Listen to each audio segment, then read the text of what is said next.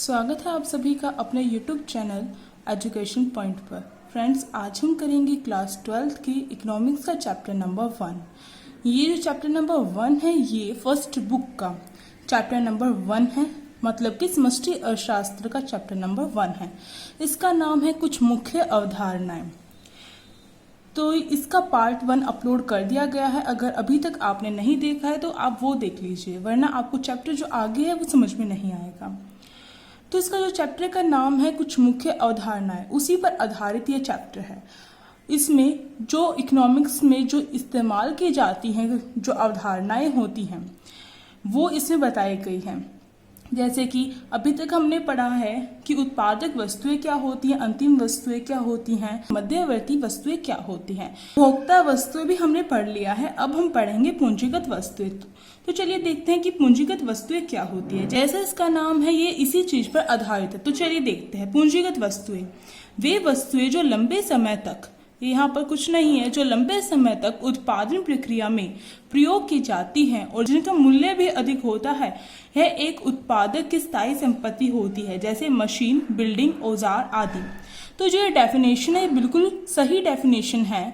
आप इसको ही क्या कर सकते हैं, इसका अभी स्क्रीनशॉट ले सकते हैं और आप नोट कर सकते हैं। तो जो इकोनॉमिक्स है उसमें जो डेफिनेशन होती है वो बहुत ज़्यादा इंपॉर्टेंट होती है। आप उसमें हेर फेर नहीं कर सकते किसी भी तरह की। अगर आपको समझ में आ गई है और आप अच्छे से बनाकर आपको समझ में आ गई और आप लिख सकते हैं तो सही है, वरना आपको ये याद करनी ही पड़ती है। पर जब हम समझ लेते हैं तो हमें आसानी से याद हो जाती है। तो देखिए, जो पूंजीगत वस्तुएं होती हैं वो कौन सी वस्तुएं होती हैं? वो वस्तुएं होती हैं जो लंबे समय तक क्या की जाती है, लंबे समय तक उत्पादन प्रक्रिया में प्रयोग की जाती है। यहाँ पर इसका मतलब क्या है, लंबे समय तक, मतलब कि लॉन्ग टाइम पीरियड तक क्या किया जाता है, जो उत्पादन प्रक्रिया होती है। उत्पादन प्रक्रिया क्या होती है? उत्पादन प्रक्रिया होती है किसी वस्तु या सेवा का उत्पादन होता है। किसी प्रक्रिया के अंतर्गत ही होता है ना। पहले कोई सामान लेके आते हैं, कच्चे माल को लेकर आते हैं, फिर उन्हें बनाते हैं जो भी उत्पादन करना है। तो उस उत्पादन प्रक्रिया में क्या की जाती है, प्रयोग की जाती है एक लंबे टाइम पीरियड तक। आगे देखिए, जिनके मूल्य भी अधिक होता है, जिनका मूल्य भी क्या होता है, अधिक होता है। तो ये पूंजीगत वस्तुओं की विशेषताएं हैं। यह एक उत्पादक की स्थायी संपत्ति होती है। जो पूंजीगत वस्तुएं होती हैं वो एक उत्पादक मतलब जो उत्पादन कर रहा है उसकी स्थायी संपत्ति होती है। स्थायी संपत्ति का मतलब क्या, फिक्स। एक बार ही खरीद ली और वो लंबे समय तक क्या की जा सकती है, इस्तेमाल की जा सकती है। जैसे कि अगर इसके एग्जाम्पल ले हम यहाँ पर, तो इसका एग्जाम्पल है मशीन, बिल्डिंग, औजार। अगर एक उत्पादक अपने उत्पादन के लिए पूंजीगत वस्तुओं में मशीन लेता है, यहाँ पर इन सारे एग्जांपल्स का मैं यहाँ पर आपको अच्छे से एक्सप्लेनेशन दे रही हूँ। तो देखिए, अगर मशीन खरीदता है कोई भी उत्पादक, तो वो क्या करता है, ऐसा तो नहीं है आज मशीन खरीद ली और कल फिर दोबारा से उसे वो जो मशीन खरीदी थी वो खराब हो गई, फिर कल दोबारा से खरीदनी पड़ी। जी नहीं, ऐसा नहीं होता है। जो मशीन है वो एक बार खरीद ली जाती है और लंबे समय तक की उससे क्या किया जाता है, उत्पादन किया जाता है वस्तुओं का। और यहाँ पर जो बिल्डिंग होती हैं बड़ी बड़ी, जहाँ पर जैसे कारखाने हो गए या फिर बड़ी बड़ी बिल्डिंग्स हो गई जहाँ पर उत्पादन किया जा रहा है, वो भी एक बार खरीद ली जाती है और लंबे समय तक उसमें उत्पादन कार्य होता है। औजार होते हैं, जो टूल्स होते हैं जिनसे उत्पादन प्रक्रिया में मदद मिलती है, जिनके बिना उत्पादन हो ही नहीं सकता। तो जो औजार काम आते हैं वो भी क्या है, एक बार खरीद लिए जाते हैं और एक लंबे टाइम पीरियड तक प्रयोग किए जाते हैं। तो आपको क्या करना है, कोई भी डेफिनेशन जब तक पूरी नहीं होती है, जब तक उसमें उस डेफिनेशन के बारे में बताया ना गया हो और उसके कोई एग्जाम्पल ना दिया गया हो। सबसे बेस्ट डेफिनेशन वही होती है जिसमें एग्जाम्पल भी दिए जाते हैं। आगे जिसमें हम एग्जाम्पल दे सकते हैं उसमें एग्जाम्पल जरूर देना चाहिए। आगे देखिए, यहाँ पर मैं आपको एक बात बता दूं कि जितने भी पूंजीगत वस्तुएं होती हैं हम उसे उत्पादक वस्तु कह सकते हैं। आप इस बात को ध्यान से देखिएगा, जितनी पूंजीगत वस्तुएं होती हैं उसे हम उत्पादक वस्तुएं कह सकते हैं। परंतु जो उत्पादक वस्तुएं होती हैं जो उत्पादक वस्तुएं होती हैं उन्हें हम पूंजीगत वस्तुएं नहीं कह सकते। तो यहाँ पर आपको क्या बात समझ में आई कि जितनी पूंजीगत वस्तुएं हैं उन्हें हम उत्पादक वस्तु कह सकते हैं, परंतु जो उत्पादक वस्तु है उन्हें हम पूंजीगत वस्तुएं नहीं कह सकते। मैं यहाँ पर इसके बारे में आपको इसलिए बता रही हूँ क्योंकि ये क्वेश्चन पूछा जाता है कि जो पूंजीगत वस्तुएं हैं उन्हें उत्पादक वस्तु कह सकते हैं, परंतु सभी उत्पादक वस्तुओं को पूंजीगत वस्तुएं क्यों नहीं कह सकते। तो इसका रीजन आपको देना पड़ता है। तो इसका रीजन ये है कि जो उत्पादक वस्तुएं होती है उसके अंतर्गत कौन सी वस्तुएं आती हैं। उसके अंतर्गत आती है कच्चा माल हो गया, कच्चे माल के रूप में जो वस्तुएं इस्तेमाल की जाती वो आती हैं कच्चा माल, और जो स्थायी संपत्ति होती है ये उत्पादक वस्तुओं के अंतर्गत आती हैं। परंतु जो पूंजीगत वस्तुएं हैं उसके अंतर्गत कच्चा माल नहीं आता है, वो केवल स्थायी संपत्ति आती है उसके अंतर्गत। तो आप यह देख रहे हैं कि पूंजीगत वस्तु जो स्थायी संपत्ति है हम उसे उत्पादक वस्तु भी कह सकते हैं और पूंजीगत वस्तु भी कह सकते हैं, किसी भी स्थायी संपत्ति को दोनों कह सकते हैं। पर अगर कच्चा माल है तो उसे हम केवल उत्पादक वस्तु ही कहेंगे, पूंजीगत वस्तुएं नहीं कहेंगे। ये इसका रीजन है। जो आंसर होता है इकोनॉमिक्स में ऐसा नहीं है हिस्ट्री या पॉलिटिकल साइंस की तरह आपको लंबा चौड़ा लिखना है तभी आपको मार्क्स मिलेंगे, बिल्कुल भी ऐसा नहीं है। जो आंसर जितना है, जितने वर्ड्स में आप उसे एक्सप्लेन कर सकते हैं अच्छे से, उतने ही वर्ड्स में आपको उसे एक्सप्लेन करना, चाहे वो 3 नंबर का हो चाहे वो और भी ज्यादा का हो। तो उसमें आपकी जो एक्सप्लेनेशन है वो देखी जाती है, ना कि आपके पेज देखे जाते हैं। ठीक है, आगे देखिए निवेश।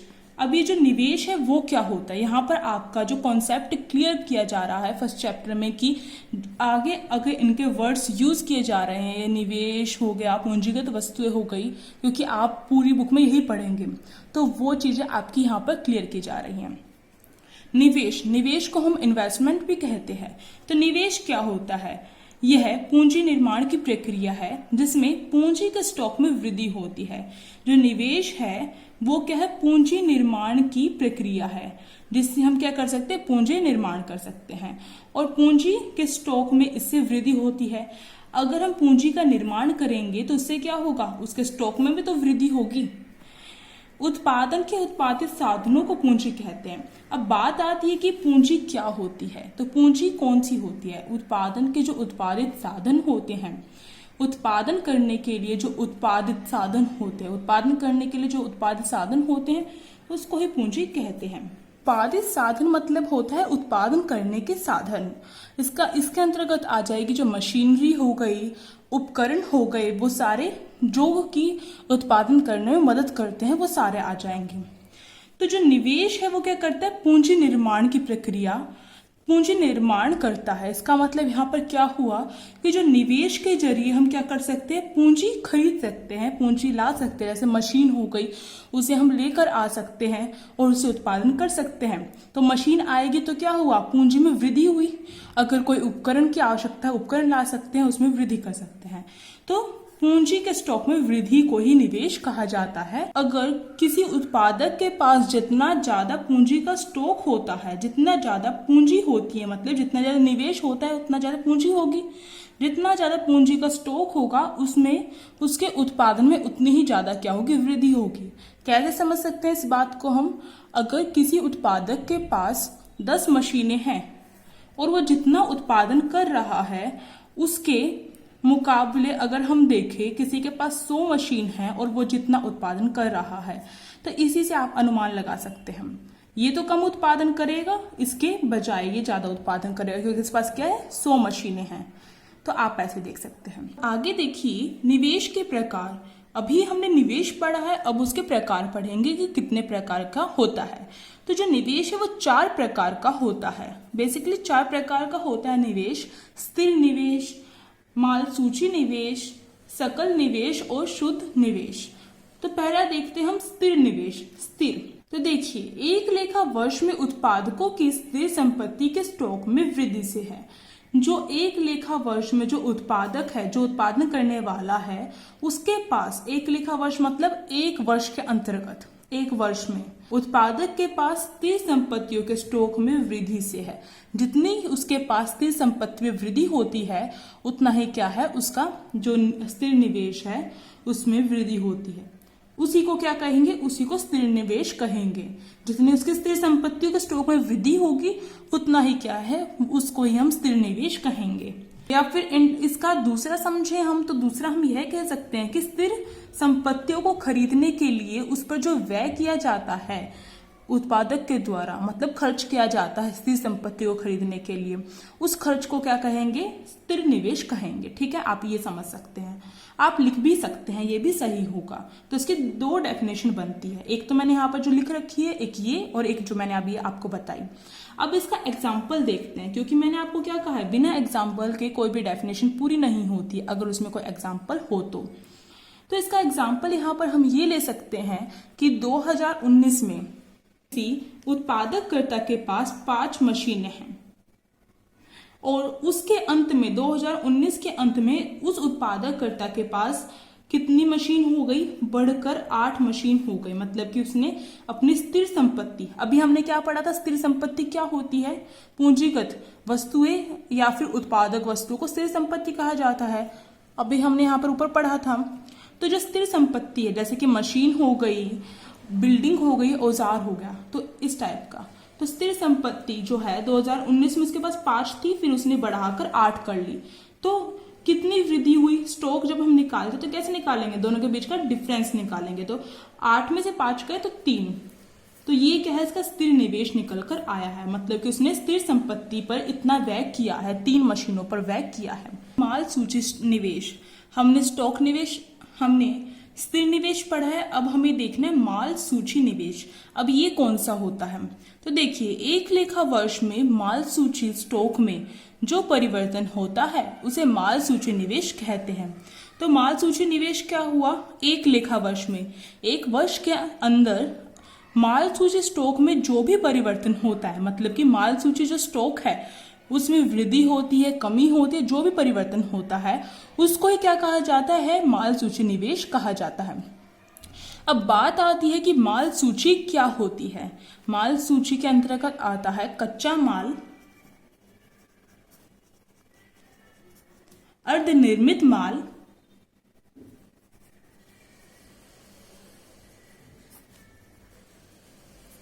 और निर्मित माल।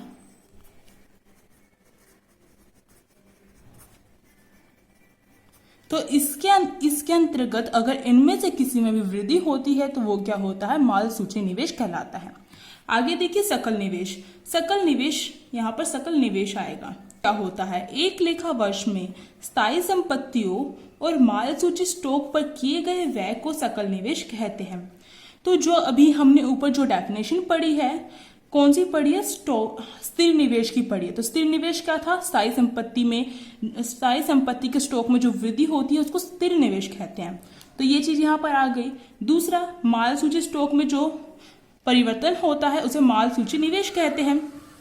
तो इन दोनों पर जो भी व्यय किया जाता है, या फिर अगर माल सूची पर अगर कोई व्यय किया जाता है तो उसे माल सूची निवेश कहते हैं।